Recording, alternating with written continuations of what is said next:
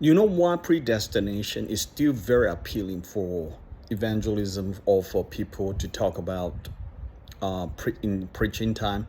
Because there's some phenomenal truth that's very appealing to believers and non-believers alike. For example, God from all eternity, by his most wise and holy counsel of his own will, freely and unchangeably ordained whatsoever come to pass.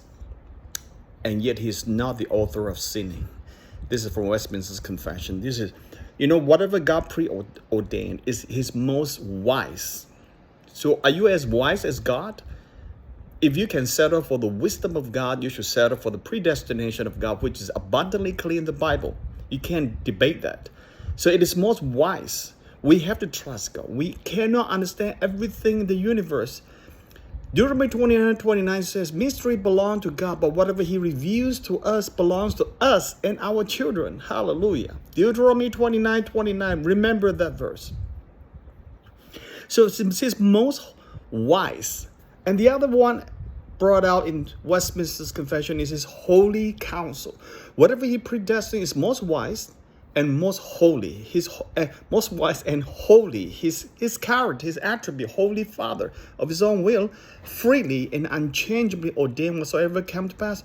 And yet he's not the author of sinning. He does not author sin. Okay, that's human beings failure and falling. Now this is a big one, and he does not violate the free will of the creatures. He does not violate our free will. He does not violate the free will of human beings. Okay. Or that's really, really important. Very appealing. You see the tension that he preordained everything and yet give us a free will. How he does it, I have no idea. But all I do know, I actually writing a paper. I think the beginning and the end is set by him. But the middle is free will. How do you get there or not get there? Look at Joseph. Did he plan to become prime minister of Egypt through going to jail and being betrayed by the brothers or anything? He would have gone bonkers if he knew all these things. God is not going to tell him nothing. Same way, God is not going to tell us anything. Just go along with the Lord.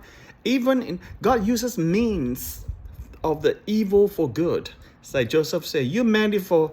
He told his treacherous brothers, but later repentant brothers, that you meant it for evil, but God meant it for good. That's the way we should handle life and respond to life. So even the liberty, neither is the liberty and contingency of secondary causes taken away, but rather established. Secondary causes is what we do. Primary causes is what God does. So God's primary cause, whatever he does, primary, does not take away our liberty of secondary. Whatever we do, we have the liberty. And he doesn't take away the contingency. That means whatever we do affect what God does. So he's totally in charge, control. God is totally in control and in charge. And he gives us the free will to respond.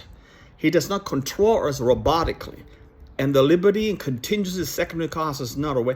Therefore, what we do matter, and we're not going towards fatalism.